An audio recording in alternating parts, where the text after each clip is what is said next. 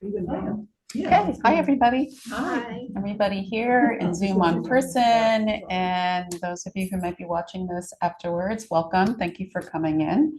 I wanted to try hard to make this not about yoga. So because we have a conception that if we're doing yoga, there's got to be the right clothes, there's got to be a mat, there's got to be an hour and a half, there's got to be a yoga studio. And what I wanted to do was offer you some stress relieving techniques that didn't require a whole lot. So I wanted to try to make it really practical. And of course, everybody I'm seeing now is a yoga person. Yay! But also to know for if anybody watches this later, there's relaxation without yoga, or any relaxation you do is yoga. So you can think of it that way.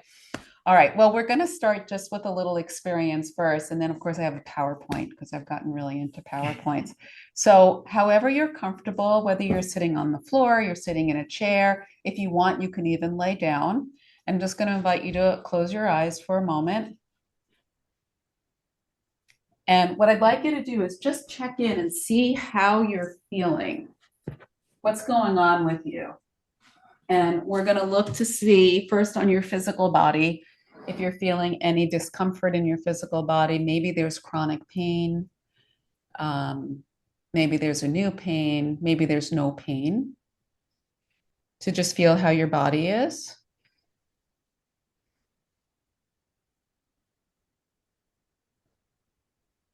And then I'd like you to look to see how your energy is. So, what might that mean? Your energy, is there like buzzing going on in your body? Do things feel chaotic? Do you feel a lot of internal movement that isn't necessarily associated with the body part? So we're going to call that the energy level. Also, do you feel energized? We use that word a lot. You feel energized, or do you feel depleted? And by the way, you're not going to have to share these answers, so be as honest with yourself as possible. Are you feeling energized or depleted? Are you feeling overstimulated or understimulated?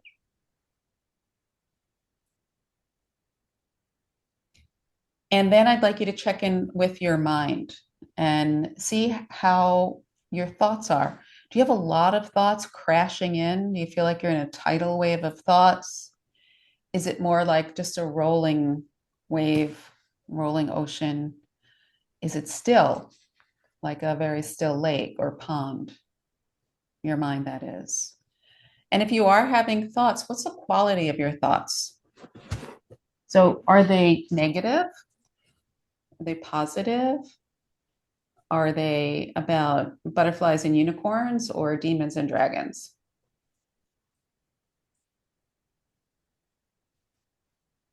Okay. Now I'd like you to take a hand to your belly button. Doesn't matter which hand. And just observe when you breathe in, what happens to that hand? Does it not move? Does it move out? Does it move in? Those are your three choices. Not moving it out, moving at all. It's moving out, or it's moving in when you inhale. And then see the same as when you exhale. Is the hand moving out or in or not moving at all? Are you okay? Okay, now once you have that, if you can, what I'd like you to do is when you inhale, push your belly into your hand. So you're going to do what we call abdominal or diaphragmatic breathing. See if you can push your belly button into your hand when you breathe in, stick your belly out. And when you exhale, pull the belly button in. When you inhale, you're going to push the belly out. And when you exhale, you're going to pull the belly in. And keep doing that. Keep working towards that. It's okay if other parts of your body move also. Some of you may be very familiar with this breathing. Some of this may be new to some of you. But this diaphragmatic breathing can really, well, we'll see. You might want to lead the witness. Let's see what happens. Feel the belly expand on the in breath and contract on the out breath. See if you can bring some softness to the eyes and make some space between your upper and lower row of teeth. Just let the bottom row of teeth drop. You may have to actually exaggerate it a few times to get the stickiness from the top molars to the bottom molars gone. You may have to roll your chin in a circle, a few circles to unlock that. But see if you can unlock it a little bit, and then if you can let the tongue drop in the mouth. Maybe you can't yet, but that's where we're going. Want the tongue to be able to drop in the mouth. Let it rest down in the lower row of teeth. If you feel inspired to breathe out through your mouth at any time, you can.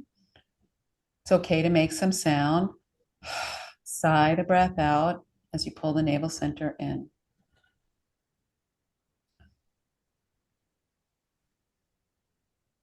And then feel your sit bones on the ground. Even if you're sitting on a chair, we'll just consider that the ground. Whatever you're sitting on, feel a connection and feel whatever is connected kind of melting down a little bit. Your lower jaw melts down, your tongue melts down, and what you're sitting on melts down.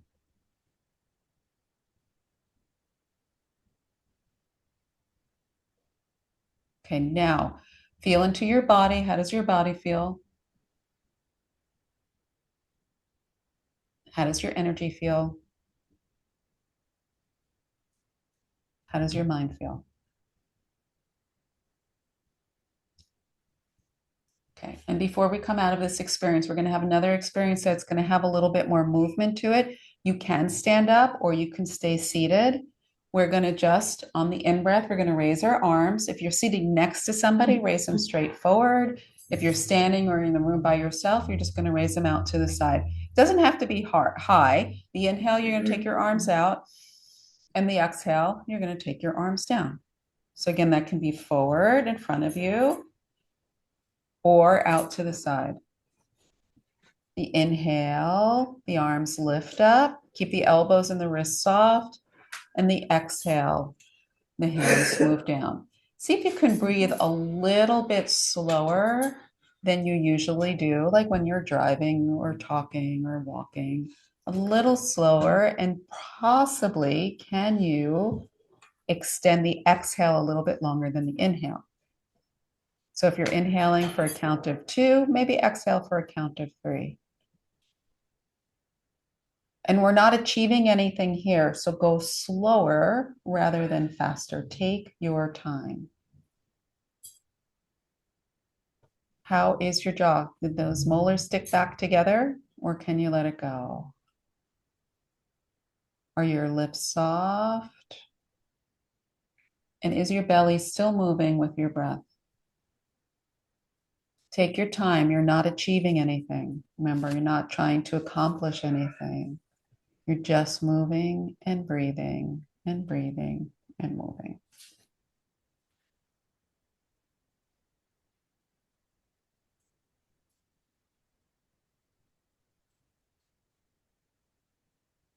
Feel your arms heavy, especially when they land.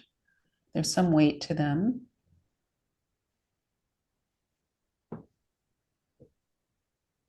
And the next time your arms come down, let them just dangle down. Notice if they're touching your body or they're touching the ground or if they're hanging in space. And once again, the belly moves out on the in-breath, in on the out-breath. You feel where you're meeting the ground. Your jaw is maybe dropping away from the upper row of teeth. The tongue is soft. Then again, look into the body, how your body is feeling. How is your energy? Energized or depleted? Chaotic or calm? And what's going on in your mind? The quality and quantity of your thoughts.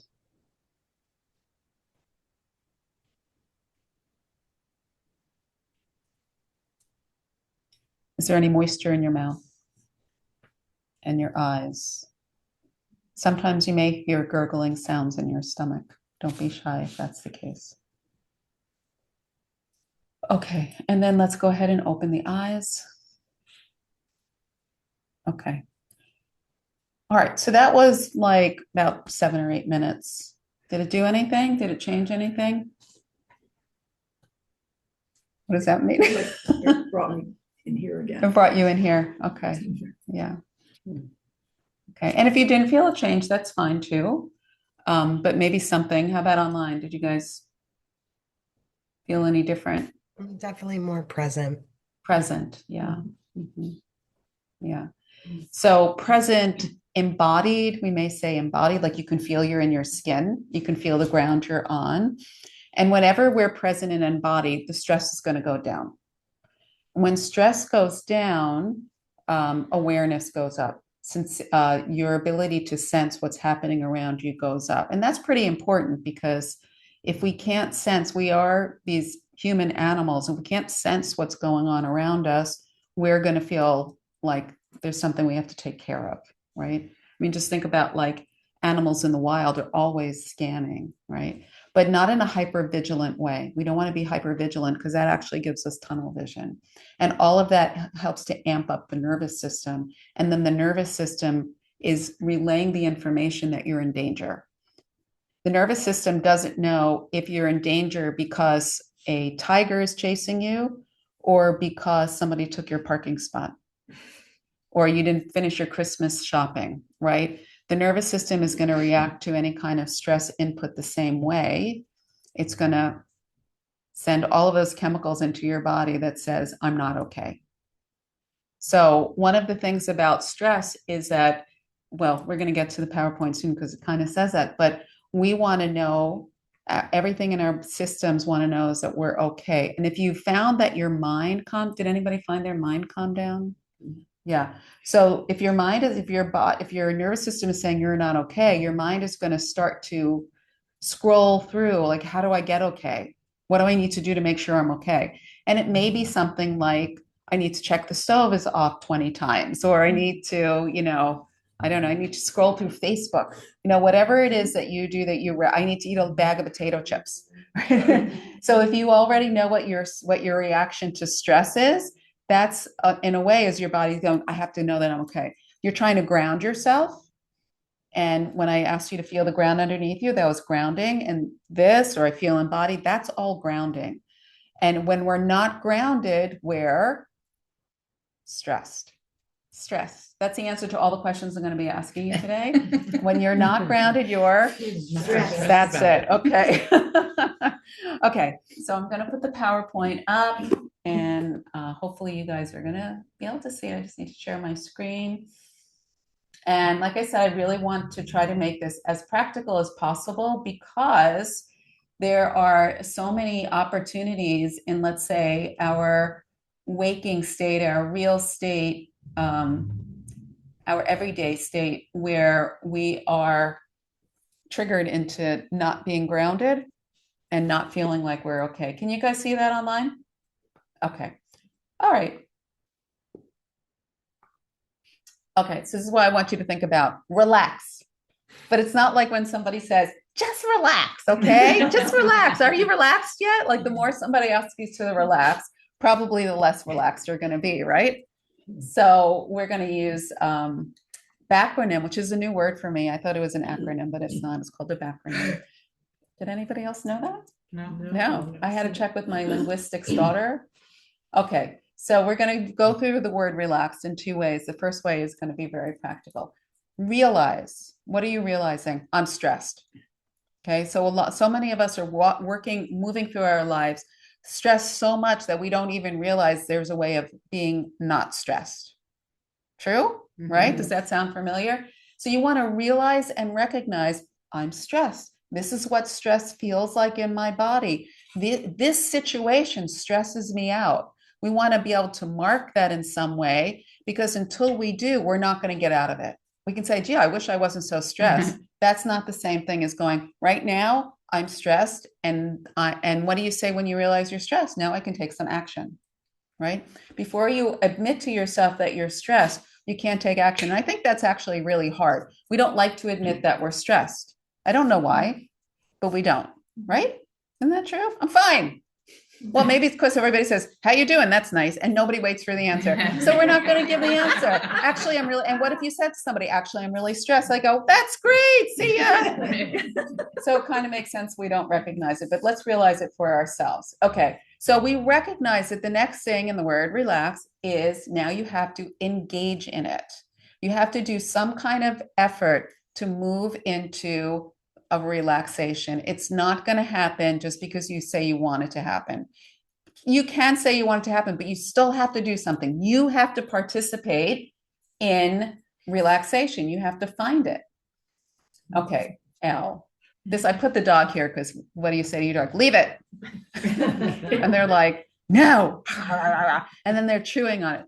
But leave it, loosen your grip, let it be as it is. I know that's a lot easier to say than it is to do, but we have to start somewhere. And just like I train my dog, leave it, give him something to bite, leave it, leave it.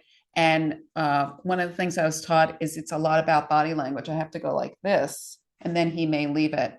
So what is the command for you, for yourselves, to say, yes, I can leave it? If you say to yourself, leave this alone, and then it trails off, right? Does that sound familiar to anybody? Yeah. But I need to, so we do want to leave it. We have to figure out how to do that. This, by the way, I do want to say this is circular. This is not linear. We're using the word relax that has a specific positions of the letters in the word, but your way of moving through this may not be so linear.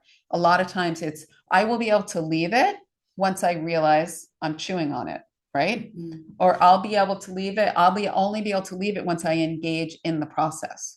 Okay. So it's circular. Okay. Analyze. What does that mean? When I see this person, they stress me out. When I do this, it stresses me out. This causes me stress. So in your process of recognizing and realizing that you're stressed in certain situations, you also want to say, oh, wait a second, this caused me stress. This caused me stress. This caused me stress. Why? Because when you realize the things that cause you stress, it's possible you can take them out of your life. Not everything, of course, right? There's no way we can take everything that stresses us in our lives out, but we can take some things out, right? There are some things that we can eliminate. So what causes me stress? The New York Times causes me stress. Who does not get stressed reading the newspaper headlines, right? There's no way none of us doesn't get stressed. So if I want to start off my morning reading the Times and drinking coffee, what's going to happen to the chemicals in my body? They're going to go up. I have a choice. I do have a choice. I can say, don't send me the headlines. In fact, I was like, I'm ending my subscription. That's it. I'm done. I'm breaking up with you. And my husband said, oh, I signed us up for a family subscription. I was like, But you still have a choice. I do still have a choice. It's absolutely true. Right. I can blame it on him, but it's mine. It's really You can also not read it. I could not read it. Oh, what happened? It clicked forward, I think, a couple times, Oh. I think. We didn't want to stress you out by telling Yeah. Oh, it's because I was talking with my I hands think and I that's probably what yeah. So there are some things that we can eliminate from our lives once we realize that they're causing us a little bit of stress. And guess what? A lot of us have, not all of us, but a lot of us have these miraculous things on our wrists that measure your stress. Right. And you can even go at night and you can look and see, wow, I was really stressed at 1 o'clock. Oh, I know I was stressed at 1 o'clock because I was having coffee with the neighbor that I don't like. But I really felt like I had to have coffee with him. But look what happened to my stress level. There's bar graphs. I'm not saying go out and get one of these to measure it. But if you have one, maybe you can use it and see. That was a really stressful situation for me. I thought I had to do it. Do you? Analyze. Do you have to do it? Are the things that causing you stress? If you have 10 things in your life that are causing you stress, and 7 of them you do not have a choice because it's work, it's family, it's what are the other things? Money, work, family, finances. Although we could say finances, well, maybe I don't need to, whatever. I don't need to go on vacation, or I don't need to drink a $3 cup of coffee. Oh my God, spend so much money on coffee.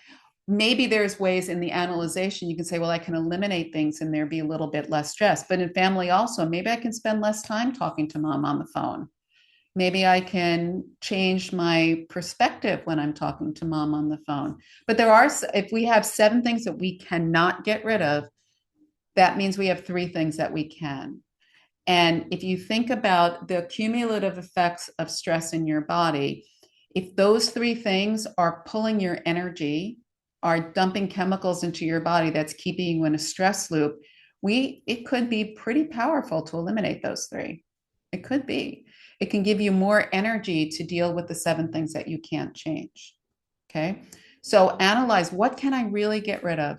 There are so many things, and this is in an analyzation also, that we do by habit or because we say, this is who I am. This is what my mother told me to do, that we can actually eliminate. We don't have to be that person that we were when we were 10 or 15, or the person that our mother or our grandmother or grandfather was. There are things we do have a choice in, much more than we probably think we do at this moment. So analyzation, maybe you have to do it with somebody. I like charts. You put a column in the things that I cannot change.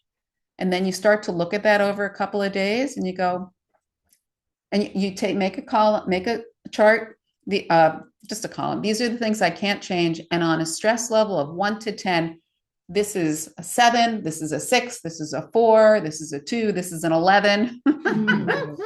Start to look at that and say, I could get rid of the 2, and that gives me 2 more to attribute to this or this or this, right? Or you look at the 11, you say, do I have to do that? Maybe I don't.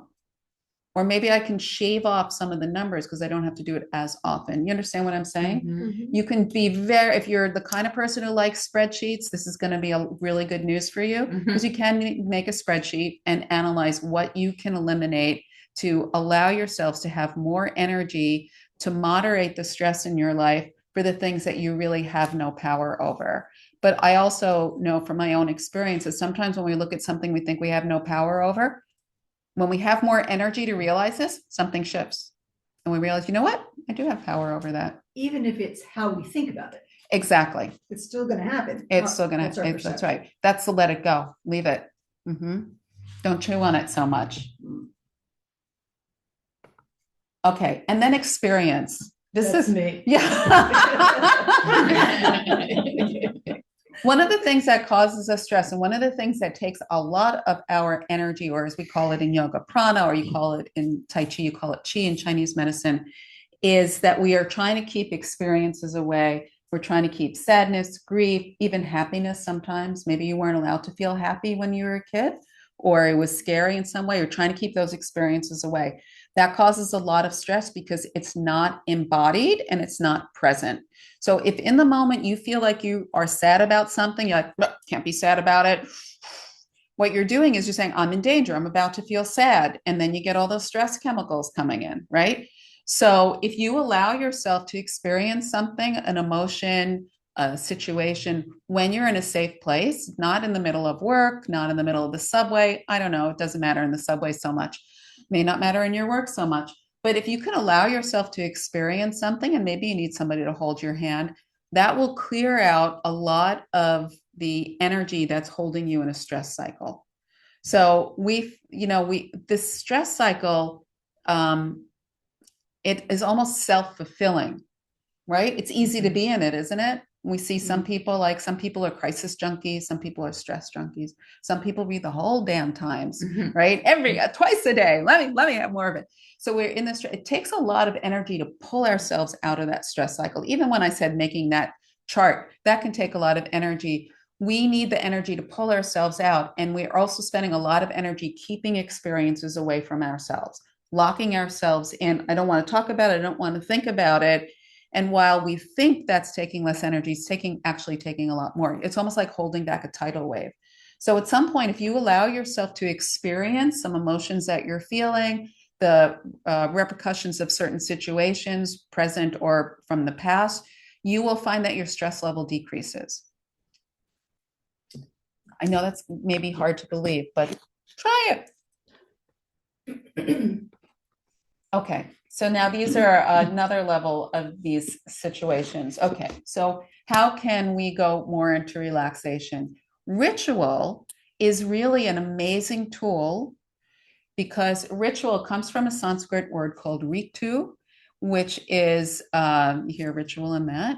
And ritu is a way of organizing the mind and organizing the energy. And it actually works on the reptilian part of your brainstem, to do something ritualized. So some of you probably already have rituals. I get up in the morning, I have my coffee, I read the Times. Or maybe I get up, I walk the dog, or I get up and I, whatever it is, I clean out the dishwasher. You can also start to engage in some other rituals that may allow, and we have rituals throughout the year too, right? We have the solstice coming up, very ritualized for some people, Christmas, New Year's. See if the rituals that you're engaged in, whether they're seasonal or daily, are rituals you enjoy. That's something also that we may have taken from our ancestors that is not serving us, right? Like I know I hear from Italians who are getting ready. Is it for Christmas? The 7 fishes? Yeah. Like, I gotta do the 7. Do you? Do you really have to do all 7? Can you do 3? Maybe? No, I'm not taking a fish this year. Yeah, no I fish. like, No, do a pot pie. It's too expensive. Or you could do what the Jews do, gefilte fish, just chop up all 7 fish, make it into a patty and serve that, right? I thought about that. That's the Jewish 7 fishes. So you have rituals. Are they serving you or are they stressing you out? And if you got rid of those rituals, what would happen? What if you replace it with a ritual that's meaningful for you, right? And rituals really help you to organize schedules for those of you who may be retired and you don't have a set schedule. Schedules are really important to help organize your energy. I remember snow days when my kids were little, the worst. You think, oh, it's a snow day. And you're like, oh my God, take them back to school quick. So the ritual of going to school, having the rhythm of school, and then coming home and having that rhythm of coming home is really important. So ritual and rhythm. I could have put rhythm here also. Rhythm, we know rhythm from being rocked as babies. We know rhythm from singing. We know rhythm from skipping, or games that would, like the patty cake games we used to play, the hand games we used to play. Rhythm is very, very soothing. So was that breathing you did. And maybe you also found that this was soothing too. And if you found that the breathing and the movement was soothing, that is part of your ritual. Okay. Every time you take your nervous system from stressed to relaxed, every time you do that, it's okay. It's going to go back up like that. But this is getting our nervous system used to being down here. It's training. It's all about training. How can I disengage my nervous system? How can I lower my stress hormones? So even if you do this 100 times a day, it's better than hanging out here, here, and here, right? So it's okay if your stress comes right back on. It will over time get longer and longer, but the ritual is put in place. You're not only going to do a ritual when you're stressed. It won't work, right? You have to do it all the time. It's a ritual. It's ritualized. I think whatever the etymology of the word from Sanskrit, but it means that it happens very often. So find a ritual that you know that you can experiment. You can read other people's rituals that you feel like, yeah, that is soothing to me and enjoyable. And maybe it only takes 5 or 10 minutes. And maybe once a week I do one that takes 20 minutes or half an hour or something like that. So find rituals that are serving you, get rid of the historic ones that aren't serving you. Whatever the history of the 7 fishes are, and I don't know what it is, there's a part of that you can take and implement that doesn't involve a gazillion dirty dishes. I'm thinking, right? Mm-hmm. Yeah, you already know what it is. Okay, ritual exercise. Exercise is non-negotiable. It doesn't have to be a big thing. I love this picture because kids are like, I'm exercising with dad. It could be walking. We know people say it's a saying we have, I got to go take a walk. I got to clear my head. I got to think about something. Let's take this outside. All these things. Going outside in itself, just walking out there can be your exercise. Walking around your property, standing on the ground in bare feet, marching your feet up and down. But a ritualized exercise is going to be even more powerful. So any kind of exercise does, and I'm not talking about, like pumping weights and getting all buffed up. If that happens, that's great. But it's an exercise that you feel after you're finished with it, you go, oh, I feel really good, right? Because the exercise is going to expel some of those stress hormones. You have to be careful that you're not doing an exercise that stresses you out. If you go to, I've been in some really creepy spin classes that I'm like, okay, guys, what's going on? Because in this one spin class where the spin teacher went around and whispered behind everybody, like, they're catching up to you. You better hurry up. And you're like, oh, okay. And I left there like a wreck. I'm like, oh my God, am I going to get home safe? Like, I'm not talking about that kind of exercise. Or you're like, how much did you do? What's your, BPM or whatever it is? Do something that is it, you exercise, you enjoy it, and you feel afterwards that you can take a deep breath in and out, and you can feel, it's a good check, will be that after I finish that exercise, if I was to sit down for 2 minutes, can I feel my stomach moving out on the inhale and out on the exhale? So that actually can go for your ritual, anything that you do. If you, after you finish, you sit, and it's easy for you to let your belly come out on the inhale and go in on the exhale, that was really good, because that movement of diaphragmatic breathing is indicating that the stress hormones have gone and you're in a rest and digest phase, not in a fight, flight, and freeze. Okay. Fight, flight, and freeze. This is all tense. Your diaphragm is frozen. The breath is up here. If you've done something and now it's down, if you've needed some bread and you're like, woo, good, that's great. It's a ritual and exercise all wrapped up into one. So exercise, non-negotiable. Again, doesn't have to be something crazy, crazy, crazy. Something that's rhythmical, something that's ritualized. You get a bonus point because then you got the R and the E. Okay. And what do we have next? L, love and laugh. Laugh is an important one. Laugh is so important. Do something that makes you laugh. Get out and laugh at something, not at someone.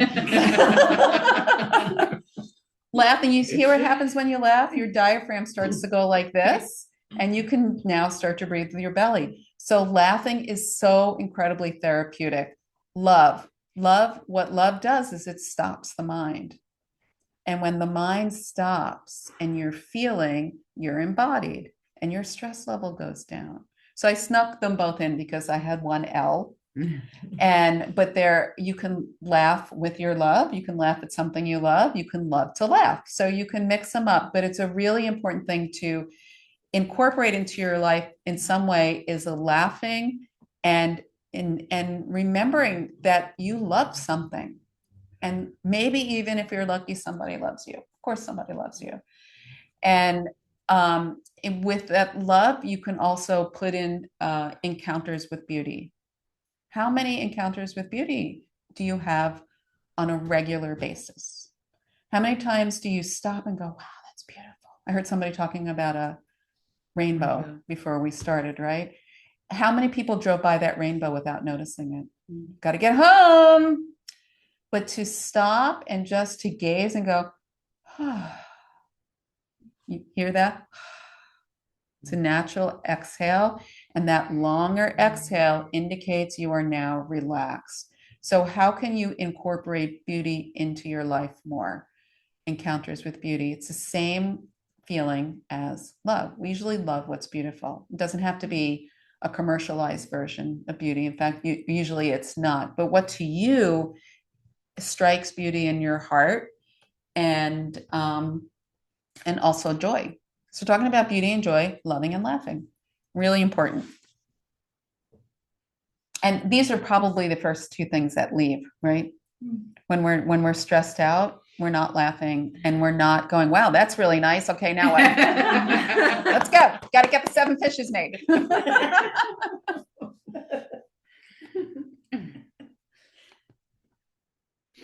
Okay, acceptance. And acceptance is kind of like what you were talking about. How is your mind cogitating around the things that stress you out? So again, remember, this is not linear, it's cyclical. Accepting this, not because, oh, I might as well accept it because I can't do anything about it. But can you flip it? Can you flip your thinking about it? This I find is very difficult to do on your own. And that's why I think we're encouraged to talk to people who have different viewpoints about things, or just to talk about things. I've had this experience myself, and I've had people talking to me about something that as they're talking about it, they're saying it out loud, suddenly they realize something different about it. Right. Actually, I said to you, I said, I had coffee with a friend yesterday, and you're like, isn't that the best? Right? Yeah. And that is a really important way that when we're talking to a friend, we're talking to somebody who feels safe, we may be talking about something and suddenly something comes out we didn't realize from our own brain, something that was trapped and doesn't come out. And so we start talking about it and we're like, that's a very different way of looking at it, right? Or somebody says something to us, that's a very different way of looking at it. And so acceptance comes from, I think, from flipping the story, flipping the script. This is the way it is and it sucks. Or can I think about it this way? Oh, that's better. And now it can sometimes turn into be something that you actually don't have to be stressed out about. Accepting your aging, accepting, whatever the status is that's stressing you out. This is not as terribly easy, but it also is very integral to reducing stress, is to see things in a different light, not see things in the way that's stressing you out, particularly if you have no power over them anyway. And sometimes, like when I'm thinking about taking care of my parents, the acceptance of, yes, this is hard, just like the acknowledgement of the reality of it. Yes. It's sometimes hard to get to, but once you have that, then I can be like, oh, okay. Right. Because there's almost like you run into a wall, like, I don't want to do this. Yeah. I don't want to, this Right. is hard. This is hard. And you go, oh, yes, it's hard. It is hard. Let me just open the door and walk through. Exactly. Right. Exactly. So you're either banging your head against the locked door or you Right. realize how to open up the knob Right. and walk through. Yeah. Or you say something to somebody and somebody says, wow, you're doing such an amazing job taking Right. care. You're such a superstar. And you're like, all right, I am. How about that?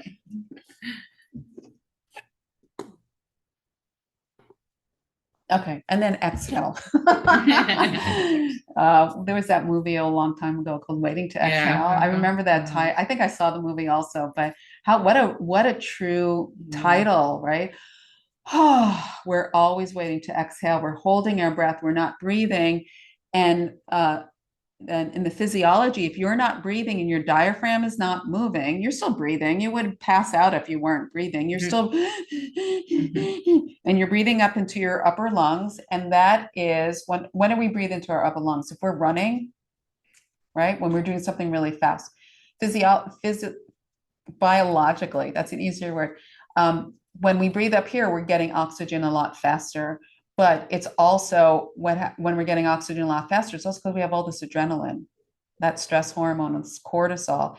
And it's like eating a chocolate bar to get energy. What happens after that? Boom, you crash. So if we're not breathing with the diaphragm, we're not getting in the oxygen fully that we need. We're not expelling what we need to do. And we're not massaging the psoas muscles. We're not massaging the organs. We are set up for fight, flight, and freeze. So the less you exhale, the more you're locking yourself into the sympathetic nervous system, the fight, flight, and freeze, which comes with a host of chemicals. And once you start to breathe through your belly and you exhale and you start to loosen up this place, you're switching the chemistry of your body. You're actually switching the chemistry in your body without taking anything.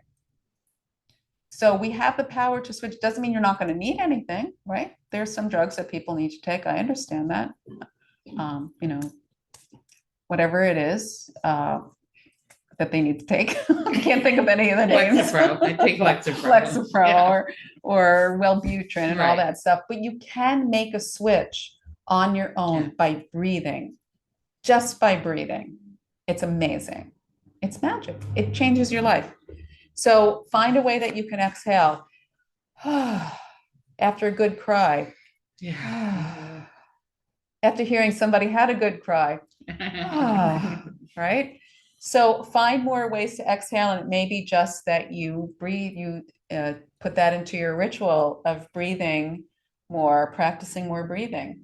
Learn to read your nervous system. Okay. You want to do that by feeling what's happening in your body. It's what we did in the beginning of class. I asked you how your body was feeling, how your energy was feeling, and what was going on in your mind. That was all understanding where these three parts of you were, how they were organized. The body is usually, the physical body is usually is responding to the energy, and the energy is also changing the mind. So the energy, your prana, your chi, your nervous system is organizing what's happening in your body and organizing what's happening in your mind. If you can change your energy, those other two parts will change without a whole lot of work, but it does take a lot of work to change your energy. So how did your energy change when you came in? Those of you who are here, it's a warm rug. Oh, there's nice incense. Oh, there's music playing. Oh, I just discovered backjacks. Oh, I've got a blankie, right? That was all intentionally designed to change your energy. And when your energy changes, your body shifts and your mind shifts. Usually our body and our mind are engaged in a battle, right? Our mind wants to do this, I have to do this. The body's like, I can't do this. Or the body's like, I'm going here. And your mind's like, you shouldn't do that. And we forget about the energy. We forget about the nervous system, what's really driving both the body and the energy. So learn to read your nervous system, which is what I introduced right when you walked in. And I think I only have one more slide and then we'll have questions. And ways to regulate your nervous system, relax, all the things we just talked about, social engagement, being with other people who lift you, uplift you, rather than deplete you, hobbies, things that you love to do. You don't even have to be good at them. You just like to do them. That's a part of engaging in the love, laugh, and beauty, and exercise. These are just there's many other ways you can regulate your nervous system, but these are things we all have access to. These are things we can all do in 15 minutes when you leave here. You can engage in all of these things. Okay, so you'll get that PowerPoint, you'll get this recording also, so you'll have that. I was gonna print out things, but then I didn't know how many people are coming, and I'm about not wasting paper, so. Okay, so questions or comments? One thing that I've been been a journey. I've noticed that when my buttons get pushed, you use the word chemistry, and I only in the last few years I realized it's like someone gives me a shot of some kind of drug. Yes. I can feel it, and normally it would take a couple of days to go away. And when I was living by myself, it was easier because I could just hold up and wait. Mhm. But when you've got someone there, it's a little difficult. But the only thing, and I just sort of started experimenting and exploring with it, was breathing, because it's right there. I don't have to go anywhere. Yeah. I can just do it in the car. And I'm just on the edge of seeing that it's effective. Yeah, Because that drug, it's like, I feel like I'm a different person, and I Yes. have to wait for it to go someplace. I don't know what to do with it. Yes. It's really frustrating. well, the breathing, exercise, Yeah, I was gonna say tremoring, movement. because you Yeah, know how to tremoring. tremor, and that you may not be able to do right away, but actually you see people who are kind of bobbing their legs like Yeah. this, right? Or fidgeting. All of that fidgeting that we did as children and as sometimes adults is us trying to regulate our nervous system. Chewing gum, pacing, Oh, these kind of things that we're naturally doing. We're trying to regulate our nervous system, paying attention to see what do you gravitate towards. So if you gravitate towards potato chips, if you're a stress eater, then you know that, okay, something rhythmical is good, because that's what right? So something rhythmical, you're also eating potatoes, so it's grounding. So, you're trying to regulate your nervous system, but it may not be the healthiest way. But certainly breathing. So you're in the moment breathing. What about distracting? Remember, we used to give, or maybe had timeouts. Go sit in the corner and think about your actions, right? You can take a timeout as an adult voluntarily. Oh, I got to go to the bathroom. I'll be right back. Go into the bathroom and breathe, or flap your arms around, or tremor. Take a break. Excuse yourself. I'll be right back. I smell something burning. Be creative, get out, regulate yourself, and then get back in. We just saw, it's just a minute, Christmas Story. And there's a scene in it when he goes into the bathroom because he says it's the only place where you won't get bothered. And I'm thinking, why did I Right. think of that before? That's No right. one argues with you. Oh, you gotta go. Bye. Right, that's right. Yeah. Mhm. Exactly. And there's usually one nearby. Or, oh, I forgot something in my car. There's a lot of ways we can give a little bit of space, and a little bit of space is sometimes all we'll need to go, oh, to analyze, to recognize the effort is getting out. It's like a physical counting to 10. Yes, exactly. Right. Nobody's gonna wait for you. Hold on a second. I gotta count to 10.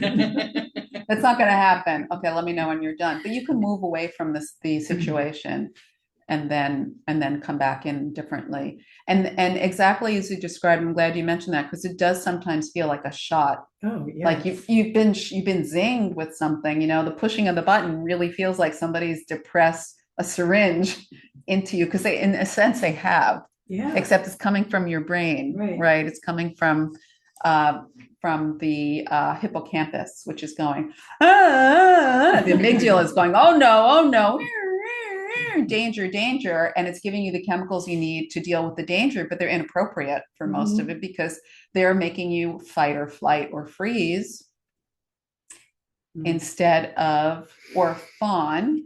They may be making you fawn. You know what that means? No. So sometimes when people are triggered, they'll be like, whatever you say. How It's can kind I of make like it lying on your okay?" back and being I like, do that. Yes, yeah, I exactly. do that too. Oh, Yeah. Right. Yeah. That is It's just- another stress response. When you feel threatened, you're like, okay, however you want to be. It's easier than feeling stressed, though. Yeah, it is. Well, but you are feeling But you are stressed. feeling stressed. You're Yeah. it's a kind of a freeze, but then you're going It into is. like there's an action within the freeze. I think it's And then it important to comes out mention later. Right. when we're thinking about other people causing us stress, it's not their fault. It's our Yeah. our reaction. Yeah, I wouldn't, and our- yeah, our I'm glad you changed it. It's interpretation. not that it's our Yeah, fault, 'cause- it's the way we're reacting to it, Right, right? 'cause And we- that's why the only nervous system that we can control is our own. Right. And so don't look to change somebody else's nervous system. And by the way, that's not completely true because as soon as you regulate yourself, Yes. the people around you will regulate. And people are going to regulate to the strongest nervous system in the room. Right. So sometimes it's a narcissist and then, then it's tricky. And then Sometimes it's a very grounded person and then you're in a good place. and helping our kid. I mean, I have a 16-year-old, but that was important to me as she was getting older or growing to like help her. Yeah, So I had to help myself. exactly. So I could help her. Yeah, there's nothing like, it's like, I was a place where there's this little dog and the dog is like really badly behaved. And what do the adults of this dog family do? They yell at the dog. Right. And so you're in this room where the dog is a little dog, so it's, whatever. But then the adults start yelling and everybody's like this. And of Right. course the dog is like this too, because it's getting yelled at, right? And so we can see that clearly, I think, when it's an animal, but we don't necessarily see that when it's a person. Mhm. So when we are being harangued by somebody, and their nervous system is usually like this, so is ours. So yeah, if we can regulate ourselves, we're doing everybody in the room a favor. And you may step out for that count to 10 and you come back in a different person, and the Mhm. person that you're facing is going to be different also. But we can't go, I'm going to make you different first and then I'll deal with myself after. That's usually what we're trying to do. Right? I just was having a conversation with my husband actually before I came. He says, do you see what you're doing right now? I'm like, no, I don't. Do you see what you're trying to accomplish? I'm like, yes, so what? How's it working? What about when you have like a stressful situation and maybe you know all these things and then like even then you like leave the situation and then you're like, okay, maybe I handled that situation okay, now I need to take a beat for myself. Like that is a familiar situation to me. Like I've been, and maybe I'm just fawning. Oh, I don't know, but like being like, okay, I'm the container and I can listen, I can receive this, and then like I walk away and I'm like, well, that's the analyzing part, is that how did I do in that, right? Especially if it's something that's on repeat. I saw this scene before, and you go, just like you did, you're talking about it, and then you go, oh, maybe I was fawning. So I would say, look at that. Maybe you are fawning. And that's like, was I fawning? And you may have to see that 10 times Mhm. before you can make a change. And just be patient with yourself Right. because it requires practice. Like anything else, you're a musician. You knew when you picked up that instrument, it just didn't happen right away. You had to practice and you had to maybe listen to recordings of yourself and say, oh, that's where I fell down. Or somebody said that note is off. It requires practice and it requires the effort of analyzing and saying, yeah, that was definitely fawning. And if you're not sure, see it next time you know it's going to happen. It's ritualized. You go, I'm going to try to change it this time and see what happens. Or maybe it's one of those things on your list of 10 things that you feel like you're responsible for, or what Mhm. you have to do that you're like, oh, I don't really. I'm need to do that. becoming, you know what I mean? Like sometimes I know I've been in that situation. I'm like, I'll just listen and blah, blah, blah. But then it like affects me. So I'm really working on like, I'm not going to put myself continue like boundaries. It's like putting up Right, that yeah. boundary. That How do could I be protect another myself? column. Like, in right. your spreadsheet that Right. you say, okay, I tried to eliminate this, but it didn't work, and Right. I suffered the consequences Right. after. And that is a really good question to, as you're analyzing, is saying, yeah, that's not clear. Like, and what I mean by clear is that I didn't walk away from that situation unscathed. I walked away with a ton of stress hormones in my body, and I was only able to see it after they dissipated. And it's true that we may not be able to see the situation so clear because as soon as we walk in the room, our buttons are pushed. So that means you have to prepare beforehand. Actually, I'm glad you brought that up because sometimes, and that's where ritual comes in, because ritual done every day is preparing you for a more even nervous system when you encounter those things that we don't have control over or that happen so quickly we didn't even see it. Mhm. Right? That's what happens sometimes. It's like yesterday. It was a sunny day, and then all of a sudden the wind and the rain picked up, and you're like, "Where am I? I might not be in Kansas anymore." It happened really, really quickly, and a lot of our buttons being pushed are happening like that too. It's happening really quickly. It's really familiar. We've even agreed to it in some way with the family members or friends Right. or workers. Where, yep, you're going to do this, and I'm going to do this, and this is how we're going to react. The way that's going. Wait, what time? Oh, 10 o'clock? We're late. Come on, let's get it going. So you want to be prepared for that. And the way you prepare for that is through your analyzing and through your rituals and your exercise. And remember, I said sometimes you're here every time you come down like this to non-stress levels. That is refueling you and giving you more energy to pull yourself out of that stress cycle. And staying alert, recognize it. It happened again. Yesterday it happened again, and it happened on Tuesday, it happened on Wednesday. All of that recognition, while at first it may seem very frustrating, is actually giving you something. It's giving you the inspiration and the power to make a change. You can't make the change until you recognize it. Mhm. You can't do anything until you recognize it. And again, you're not blaming it on that person and that person. You're like, I wasn't regulated. I have a responsibility to be regulated before I go in. It's 9:30, 10 o'clock is time. 9:45, I'm doing something to regulate myself because I know at 10 o'clock I'm going to crash.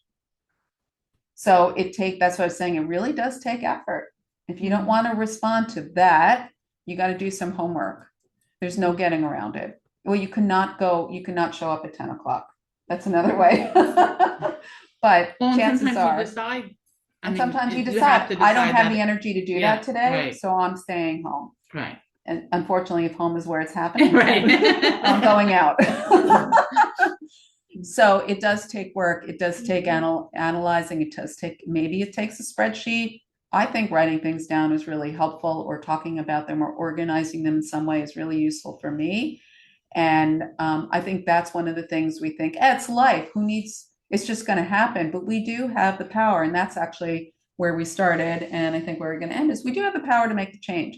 We have to recognize it. We have to do something about it. And we have to be willing to let go. Because some of us, we may recognize we're stressed and we're not ready to end it yet. Okay, that's fine. Just stop complaining about it. Right. No, I'm kidding. You can still No, complain but about it.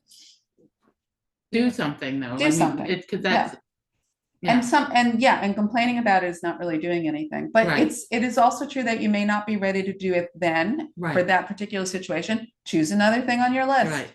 Choose one of the easier ones. Choose something really easy. Practice. It's the neighbor next door that you say hello to 3 times a week, and it doesn't cost you anything. If you're mean to them, they're not gonna post it on Facebook. Well, maybe, I don't know. But do something that doesn't have so many consequences and try it out. Get your feet wet. It does take some trial and error, and then keep at it.